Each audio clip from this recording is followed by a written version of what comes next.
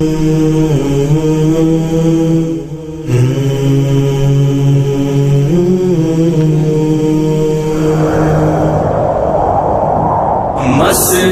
سنسان ہے اما بعد وقال النبي صلى الله عليه وسلم حاسبوا انفسكم قبل ان تحاسبوا وقال في موضع آخر من حسن اسلام المرء تركه ما لا يعنيه او كما قال عليه الصلاة والسلام۔ میرے محترم بزرگوں، حاضرین کرام، میں آج ہیپی نیو ایئر کے تعلق سے چند باتیں عرض کرنا چاہتا ہوں۔ نمبر 1، ہیپی نیو ایئر منانا شرعاً کیسا ہے؟ نمبر 2، ہیپی نیو ایئر منانے کا جشن کس قوم نے ایجاد کیا؟ نمبر 3، ہیپی نیو ایئر اگر ہم مناتے ہیں تو ہمارا حشر کن لوگوں کے ساتھ ہوگا؟ کیونکہ یہ ایک ایسی بلا ہے، ایک ایسی مصیبت ہے، ایک ایسا غلط رسم ہے جس میں بچپن سے لے کے 55 تک، مرد سے لے کے عورت تک، بچے سے لے کے بوڑھے تک، ہر فرد اس گناہ میں ملوث ہیں۔ تو میں نے سوچا کہ یہ سال نوا آنے والا ہے اور ہمارے خاص طور سے نوجوان اس گناہ میں ملوث ہوتے ہیں، ہیپی نیو ایئر کا جشن مناتے ہیں۔ تو آئیے پہلے ہم یہ بتلاتے ہیں کہ کیا ہیپی نیو ایئر منانا جائز ہے؟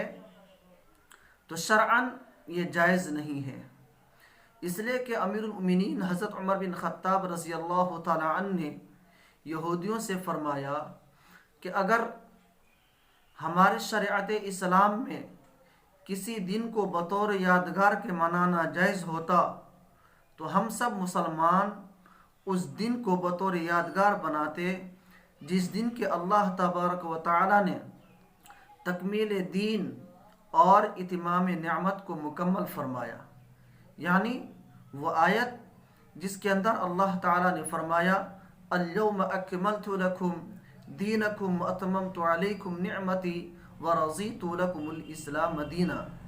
اللہ خود کہہ رہے ہیں اليوم اکملت لکم دینکم، کہ آج میں نے تمہارے لیے تمہارے دین اسلام کو مکمل کر دیا۔ تو اگر شرعی طور پر ہمارے اسلام میں کوئی جشن منانے کا دن ہوتا تو یہی دن ہوتا جس میں اللہ تبارک و تعالی نے اس آیت کو نازل فرما کر ایک خوشخبری اپنی امتوں سے بیان کر رہے ہیں۔ اس سے معلوم ہوا کہ شرعاً ہیپی نیو ایئر منانا جائز نہیں ہے۔ ایک نگاہ ڈالتے ہیں، کیا ہمارے حضور صلی اللہ علیہ وسلم نے کوئی دن جشن منا رکھے ہیں؟ نہیں۔ کیا ہمارے صحابہ کسی دن کو جشن کے طور پر مناتے ہیں؟ نہیں۔ کیا صحابہ کرام کے بعد تابعین، تابع تابعین، بزرگان دین کسی دن کو بطور یادگار کے مناتے ہیں؟ نہیں۔ اس سے معلوم ہوا کہ ہیپی نیو ایئر کا جشن منانا ہمارے لیے جائز نہیں۔ دوسری بات، ہیپی نیو ایئر جو مناتے ہیں، اس جشن کا ایجاد کس نے کیا؟ تو میرے بزرگوں، ہیپی نیو ایئر منانا یہ عیسائیوں نے ایجاد کیا، اس لیے کہ عیسیٰ علیہ السلام کے جنم دن پر عیسائی کرسمس ڈے مناتے ہیں، تو انہی لوگوں نے نئے سال کے آنے پر جشن منانے کو ایجاد کیا۔ تو اس سے پتہ چلا کہ یہ عیسائی کا دھرم ہے، عیسائی کا ایجاد کردہ جشن منانا ہے، جو شرعاً ہمارے لیے جائز نہیں ہے۔ آتے ہیں دوسرے نمبر پر، اگر ہم اس ہیپی نیو ایئر مناتے ہیں تو ہمارا حشر انہی لوگوں کے ساتھ ہوگا جس جس قوم نے اس کو ایجاد فرمایا. کیوں؟ حضور نے فرمایا من تشبہ بقوم فہو من، کہ جو انسان جس کسی قوم کی مشابہت اختیار کرے گا وہ انہی کے ساتھ کل قیامت کے دن ہوگا. اس سے معلوم ہوا کہ ہمارے لیے ہیپی نیو ایئر منانا بالکل جائز اور درست نہیں ہے. میرے محترم بزرگوں، آج ہم نگاہ ڈالتے ہیں تو ہمیں ہیپی نیو ایئر منانے کے بجائے ایک اس کے اندر فلسفانہ دماغ استعمال کرنا چاہیے کہ اللہ تبارک و تعالیٰ نے ہمیں یہ سال جشن کا نہیں بلکہ ایک احتساب کا سال بنایا ہے. کیوں؟ نیا سال ہمارے لیے دو پیغام دیتا ہے. ایک یہ کہ ماضی کا احتساب کرے کہ ہم نے کتنا گناہ کیا، کتنا نافرمانہ کی اور ہم نے کتنی نیکیاں کی. تو سب سے پہلے اپنے گزرے ہوئے سال پر نگاہ ڈالیں کہ ہم نے اس سال میں اللہ کی نافرمانیاں کتنے مرتبہ کی اور ہم نے اللہ کی فرما برداری کتنے جگہوں پہ کی، کن دنوں میں کی. نمبر 2، آئندہ سال جو آنے والا ہے، نیا سال، اس کے اندر ہمارا لائحہ عمل کیا ہو. میرے بزرگوں، بہت افسوس ہوتا ہے جب خاص طور سے اپنے نوجوانوں کو دیکھتے ہیں کہ ہندوؤں کے جیسے نئے سال میں ڈیگ منگا کر کے، ایک پارٹیاں کر کے ایسی خوشی مناتے ہیں جیسا کہ شادیاں ہو رہی ہو. بڑی تعجب کی بات.